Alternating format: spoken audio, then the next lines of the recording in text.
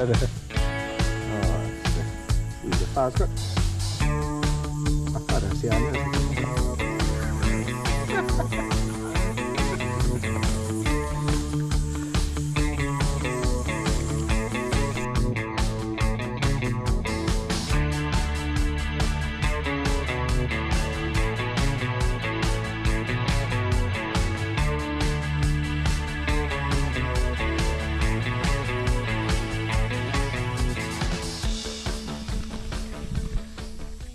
Selamat Sabtu, welcome back to Dayak Wanderer. Nah, sekarang berada di ini kira kawasan Semadang lah ini bro.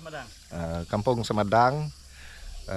Kita di Gua Masa, mau pergi sana, pergi tengok Gua Masa. So kedudukan lebih kurang di antara Kampung Semadang dan Kampung Bengoh Resettlement. Hari ini kita jelajah gua bersama guide kita, Mr. Hanas.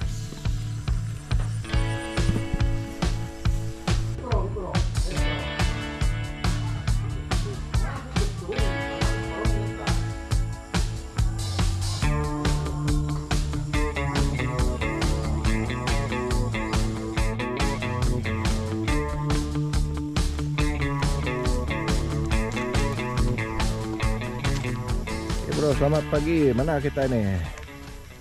Sekarang ini kita berada di Masa Cave yang kita akan mendaki gunung di sebelah sana, di mana kita akan menjelajah gua, yaitu dinamakan Gua Masa.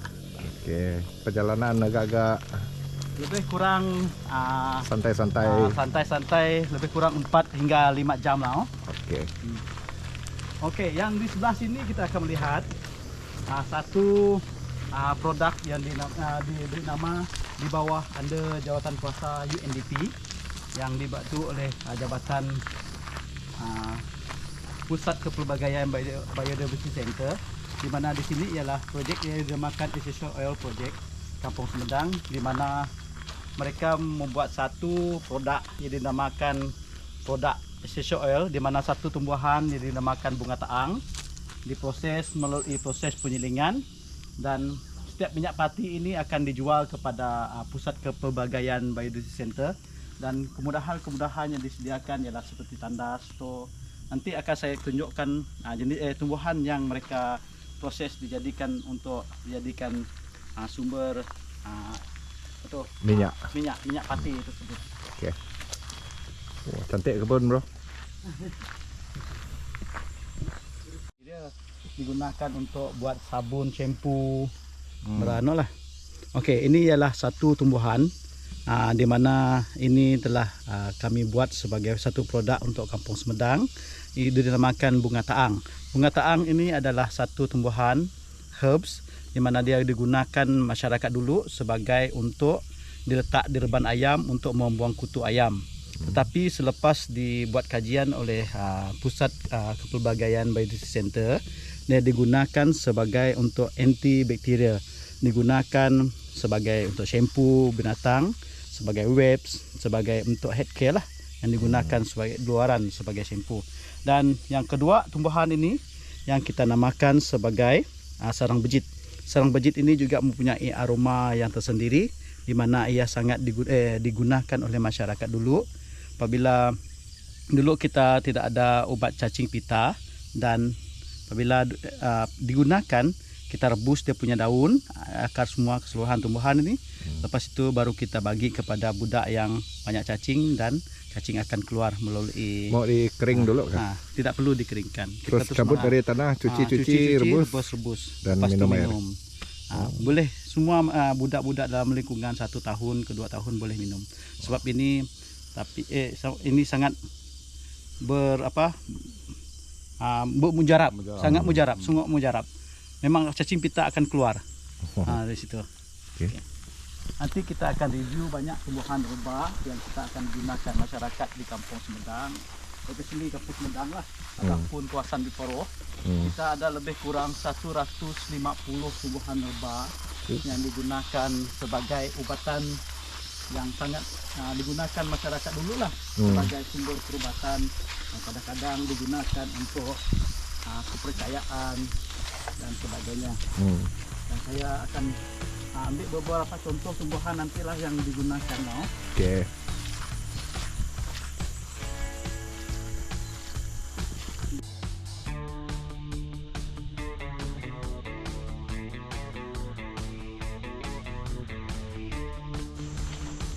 Oh, memang sudah seorang tahu lah kok. Ya. Kemudian Oke, next. Oke, ini ialah daun teh. Dinamakan dalam saintifik dia ialah dalam family Urticaceae. Dulu masyarakat Bidayuh kalau mereka tidak ada teh ataupun minuman ataupun teh di rumah lah, selain daripada kopi, mereka juga boleh gunakan daun ini. Diambilkan dia daun pucuk muda ini untuk dijadikan teh. Dia sangat bagus untuk menurunkan kita punya kadar gula, kandungan darah. Sebab ini apabila kita mempunyai tekanan darah yang tinggi, dia boleh menurunkan tekanan darah tinggi. Selain itu juga dia digunakan sebagai untuk obat batuk. Kalau kita ada batuk, kita ambil dia, kita punya pucuk ini, kita rebus, kita jadikan dia sebagai teh. Selain itu juga tumbuhan ini mengikut masyarakat lain, dia digunakan sebagai plant anti cancer juga. Anti cancer untuk yang ada kanser kencing kencing seperti yang lain lah itu. Tetapi kami masyarakat Bidayuh gunakan sebagai teh. Ini tumbuhan ini.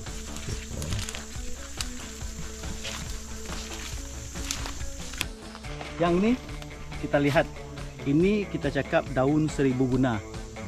Daun seribu hayat, bukan daun seribu guna. Ini ialah daun seribu hayat. Daun seribu hayat ini kalau kita perhatikan dia mempunyai ciri-ciri yang tersendiri yang sangat kaya dengan antioksidan. Antioksidan maksudnya ya, kalau kita ingin diet, kita boleh amalkan tumbuhan ini. Kita cuma ambil dia punya daun dan dimakan begitu saja, ataupun kita diulam.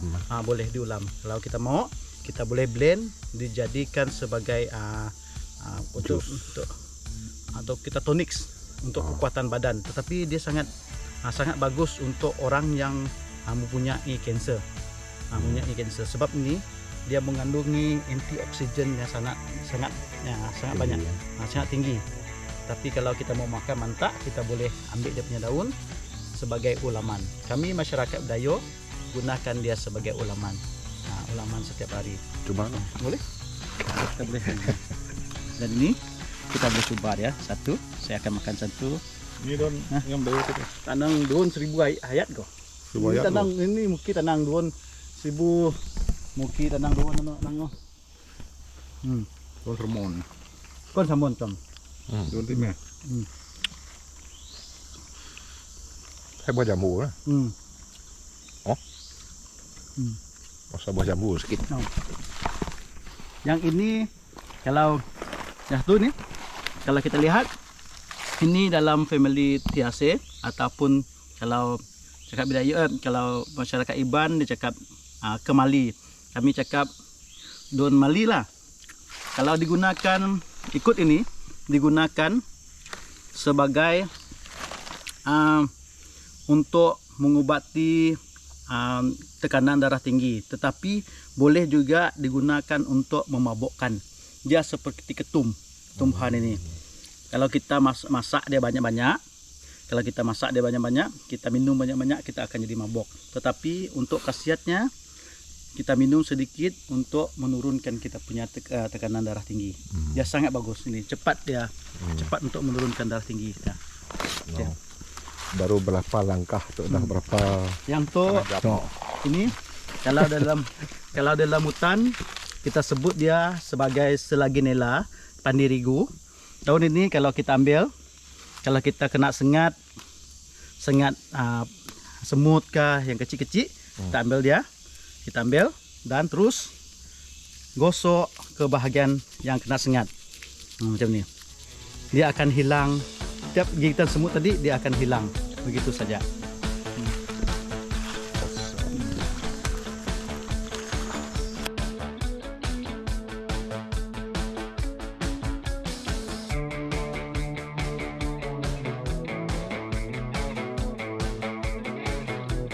Masyarakat Bidayuh tanang daun selukai. Kalau Iban selukai, Oh. kalau orang Melayu cakap kayu hujan panas. Kalau tak Bidayuh, dia cakap penamai. Daun penamai ini banyak kegunaan dia, seperti kepercayaan lah. Kalau kita takut, kita bakar ini dia punya batang, kita kejemurkan dia dulu, baru bakar. Tetapi selain daripada itu juga, dia digunakan sebagai ubatan untuk sakit perut. Kalau emergency dalam hutan, boleh digunakan sebagai ubat sakit perut. Kita potong di bahagian mana-mana bahagian dan kita ambil lebih kurang 1 inci, kita boleh kunyah dia untuk mengurangkan kita punya sakit perut. Sangat mujarab. Lukai. Selukai. Boleh ubat sakit perutnya.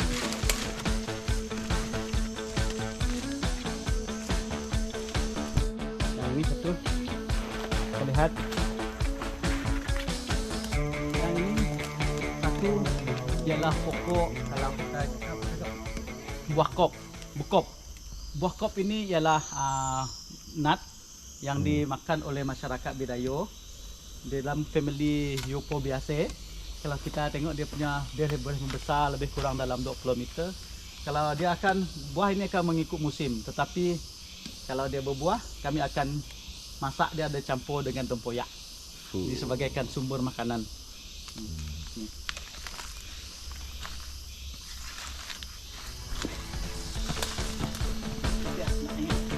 Nak bukop.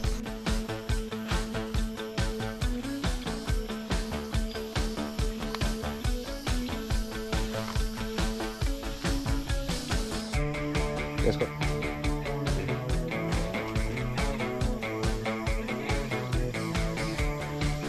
Untuk mendaki, yang ini ialah Harder Trail. Okay. Harder Trail ini dia agak curam, tetapi sangat-sangat tidak mencabar, Interesting. boleh sangat interesting, dan kita akan merasai bagaimana kita mula mendaki satu untuk sampai ke puncak. Di mana perjalanan dia nanti kita akan buat yang terbaik. Okey. Jom. Dan di sini kita lihat satu pokok yang menjadi kebanggaan kita orang Bidayuh, yaitu dinamakan pokok kepayang ataupun dalam family Flacotiaceae. Pokok kepayang ini kalau dia punya buah, dia seperti buah rugby, dan apabila buah rugby itu ini dia punya contoh buah. Ini dia punya contoh. Ini ialah buah kepayang, dan kita lihat di sini dia ada isi dia. Ini ialah buah kepayang. Kalau buah ini kita tidak boleh makan dia dulu, dia harus diproses dulu. Sebab kalau kita makan mantak seperti ini, dia akan membuat kita keracunan dan boleh menyebabkan kematian. Tetapi kalau dia sudah diproses dan boleh dimakan sebagai sayuran lah. Tengok, kita bagi untuk binatang makan. Ada di sini.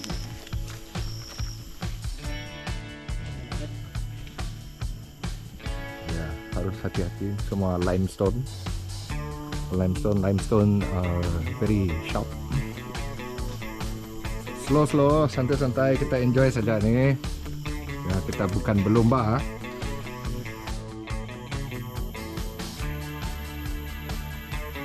Cantik lah suasana hutan.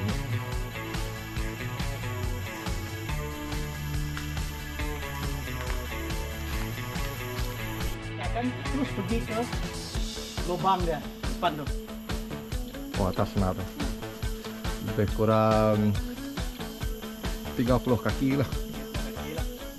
Plus minus. Untuk step naik ke atas, kita harus gunakan kekuatan tangan dan kaki. Okey, kita lihat cara pemanjatannya. Tangan pertama kita harus angkat kita punya badan, dan satu sebelah kiri naik up, tangan naik ke atas dan tolak kita punya badan naik ke atas ni. Okey. Sampai ke atas.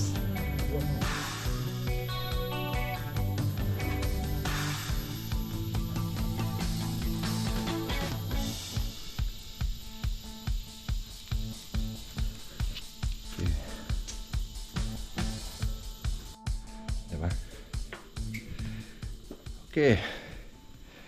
Setengah jam dari lebih kurang lah tempat bertolak. Kita sampai ke apa ni? Entrance pertama ni, gua ni. Pada nama gua nih bro, ada nama spesifik deh kah? Lubang apa deh? Memang gua masak saja dia punya nama. Oh, tiada lubang ini, lubang ini, lubang inilah, tiada. Okay. Actually tak jauh tempat ni, tapi memandangkan kita banyak educational, a lot of educational along the way pasal plants tumbuh-tumbuhan dan signifikannya dalam penggunaan masyarakat Badayu dan Dayak. Jadi kita santai-santai setakat ni, okey lah. Okay. Ini 30 berarti 20.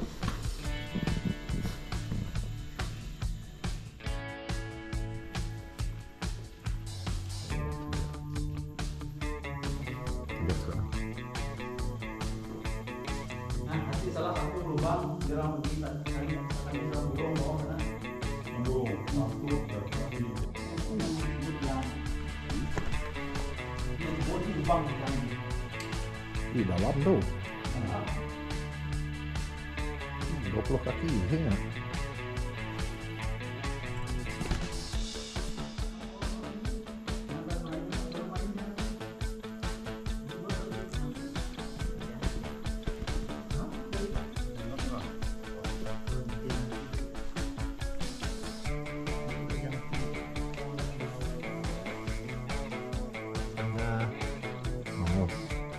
apa namanya? Ini Kita belum bulat ya kan. Guano dari kamu.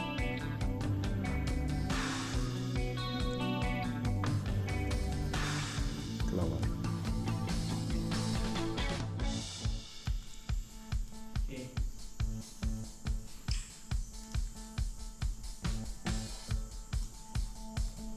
Pasti.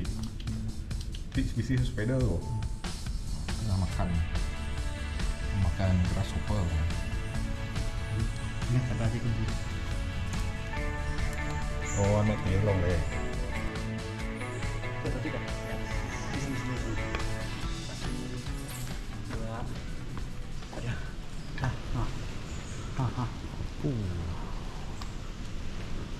Ribu kelawar tu habis. Dia tak skot. Macam tak lepas ni.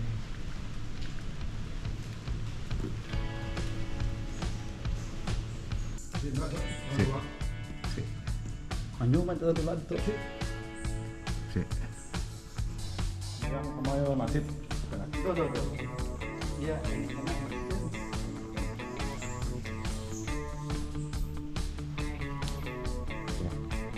Oke. Sekarang kita berada di stesen yang kedua, di mana saya akan menceritakan tentang legenda. Ini dinamakan batu lelabi. Kita tengok batu ini, stalagmite ini seperti bentuk lelabi, di mana ini ini dinamakan ibu lelabi dan ini dia punya anak. Dan kita tengok batu di sebelah sini, ini dinamakan batu ular. Kita penceritaan dia sebegini. Ibu kepada anak lelabi ini cuba mempertahankan anaknya daripada dimakan oleh ular ini. Kita tengok batu ini. Biasanya pada musim tengkujuh tempat ini digenangi air dan kita dapat lihat ibu ini cuba mempertahankan dia punya anak daripada dimakan oleh ular sawah ni lah. Kita tengok batu ini. Itu saja dia cerita. Cuma kalau labi dia punya kepala, punya anak. Tapi ini memang macam ular sawah. Ini dinamakan batu helmet yang saya suluh ini. Nanti saya akan tunjukkan kepada anda semua. Saya akan naik atas dulu. Naik atas. Dan batu helmet. Batu helmet. Unik tau. Foto. Okay. Bukan senang, jadi senang sekolah. Okey, jadi. Okey, cuba Rangkak-rangkak. betul. Okay. Intel hole tonight. Dari sisi tangan. Kita lihat di sini batu dia kebanyakan ialah berbentuk koral dan kita lihat sampai ke atas. Dengan keunikan dia punya batu. Kita dapat melihat keunikan.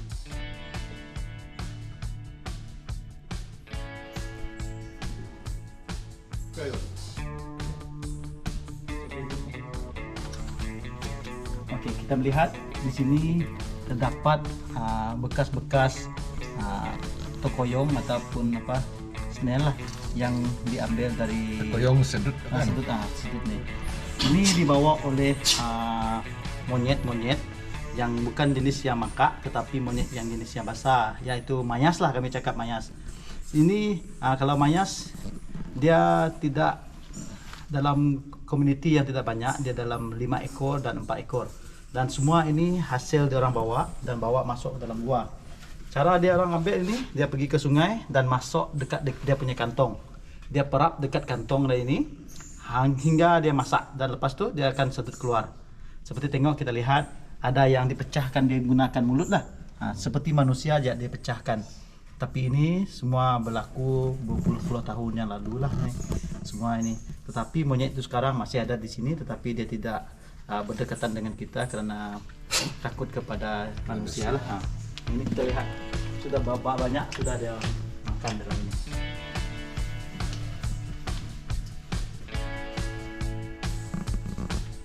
Ini dalam yang mana? Mayas. Kon ini rotan apa? Kon orang hutan. Tanang ini kiat. Buah kok. Buah yang Kok. besar, panjang tangannya, ekor pendek ya. Tadi semua kerja barai teh, bukan monyet makak ya.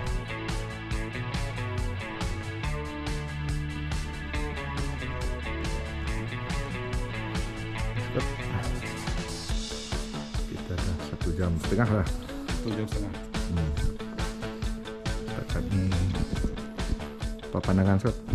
Okey lah sebab gua ni perlu pemeliharaan dan penjagaan oleh pihak yang berkuasa supaya tak ada aktiviti yang dilarang seperti memburu dan juga mengambil beberapa sampel di dalam gua ini. Dan sangat menarik sebenarnya, tapi itulah untuk Kategori yang baru mau masuk gua tak boleh lah ni. tak boleh. Intermediate lah. Intermediate boleh lah. Dan di antara penambahbaikan yang boleh dibuat di sini ialah trail, laluan pejalan kaki supaya tak mengganggu apa yang sedia ada. Kita tengok di bawah ini dan juga terdapat tadi banyak sarang tarantula, spesies laba-laba yang besar dan juga jarang didapati kecuali di dalam gua masa inilah. So itu di antara yang perlu diambil perhatian. Okay.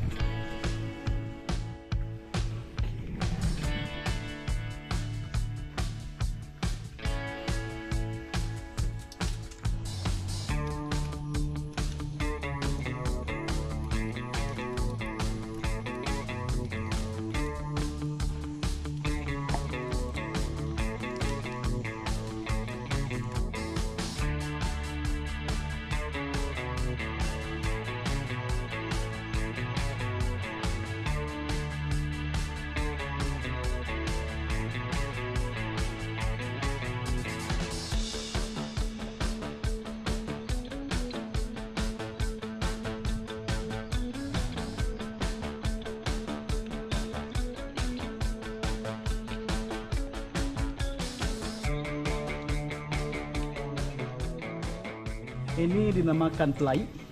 Pelai kalau kita tengok dia mempunyai getah putih, warna putih. Kalau kita di dalam hutan, kalau kita ada luka-luka ataupun gini, kita boleh ambil yang ini untuk dan letak di luka untuk mempercepatkan, dia akan cepat kering dan dia akan menutup luka kita.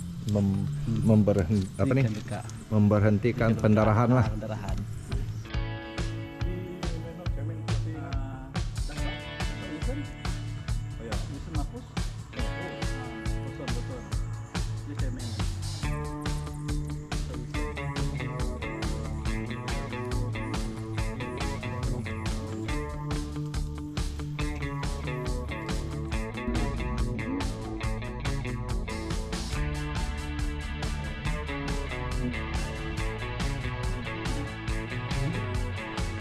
Kanan. Kanan. Tunduk bang. Okey. Tak apa, kalau tak ingat naik lagi, turun lagi lah. Naik lagi. Step je. Naik macam ni sama. Tak pernah tipu. Kacau kau aja.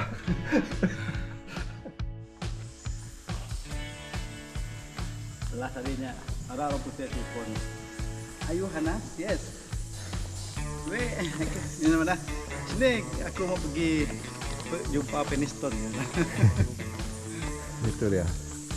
Tunjuk Peniston, mana Peniston? Peniston. Tinggi oh. Lebih kurang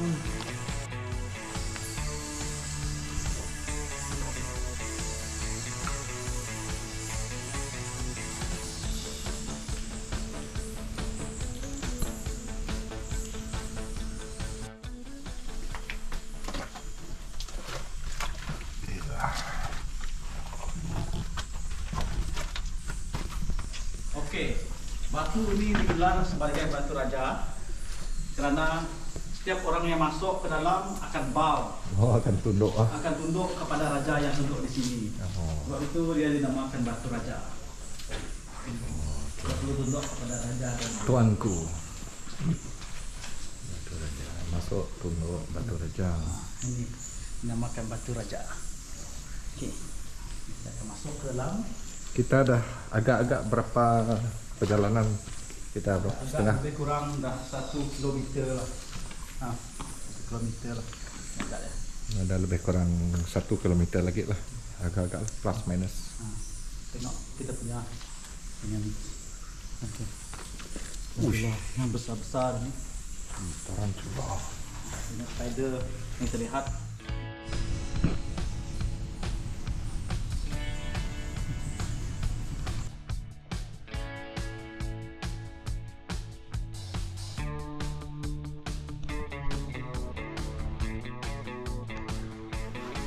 Dulu saya punya awak bapak dekat sini banyak sarang burung. Ini banyak sarang burung. Cuma dia punya batu yang layu pada yang lain. Sekejap main. Makan batu bau-bau tadi dah. Tutup lah.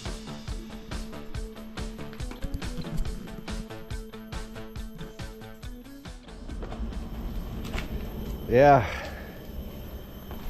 So kita dah sampai ke penghujung Gua Masak. Dan perjalanan mengambil masa pukul 9 ya, 3 jam. Dan ini ialah yang terakhir dan kita akan patah balik lebih kurang 1 jam lah. Okey, cun lah. Kita akan patah balik dalam lebih kurang 1 jam mengambil masa. Ya. Cantik lah. Scott, pas hati? Okay, Banyak laba-laba. banyak laba-laba. Di bawah banyak serangga kecil dekat. Formasi batu pun menawan. Ya, Batu janda tu pun okey ya. batu janda.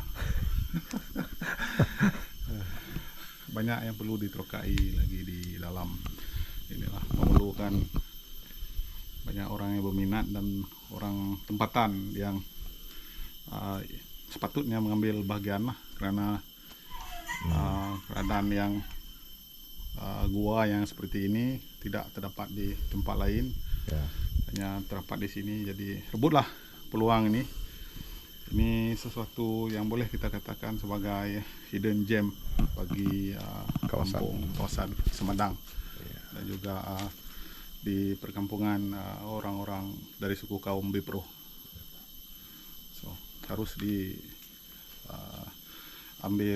tindakan dan juga supaya kelestarian alam dan juga keunikan gua ini dapat terus terpelihara.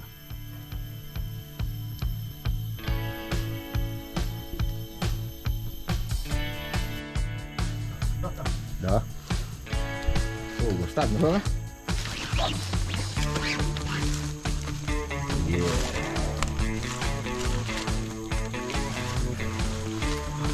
That's how we explore cave. Kevin. Ya. Bukan untuk yang baru lah. Kalau yang baru jadi 4